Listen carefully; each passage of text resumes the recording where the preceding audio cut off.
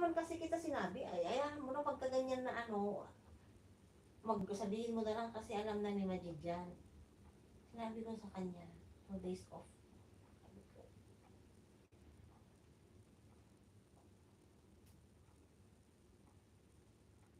mm, oo, Teski.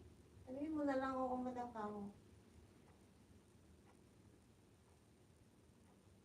Oo.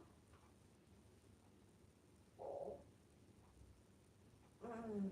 Oo, madam, naglilinis ako. Nung Martes. Nung Martes, pero naglinis pa ako doon. Martes, naglinis pa ako doon, ate.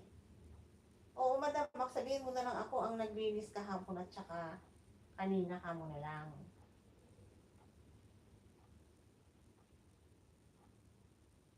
Tignan mo doon na lang, ate. Tignan mo na lang.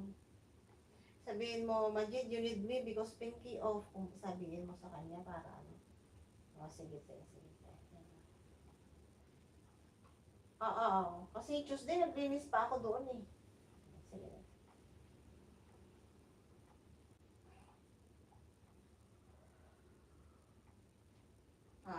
Nakalimutan ko na rin kasi eh.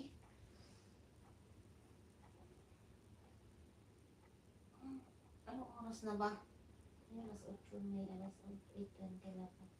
Papuntahan mo na lang si Majid, sabihin mo, you need, sabi mo, kasi pinky off 2 days ka mo.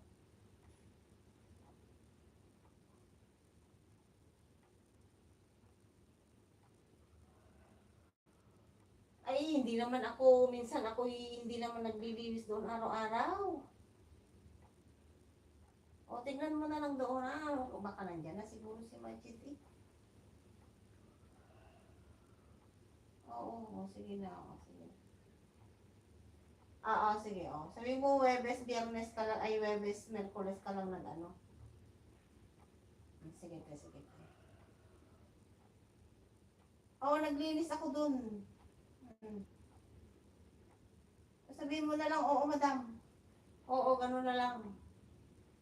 Ang dami niyang ano, kababasa ko lang din yung message niya eh. Linawin niya yung duty ko mamayang gabi. Yung duty ko sa Busabon, kasi 30 lang daw. Oo, sabi niya. Sige natin, sige natin. Uy, Sabado pang umaga ako eh. Sige natin, sige tayo. Sige na. Sige, sige po.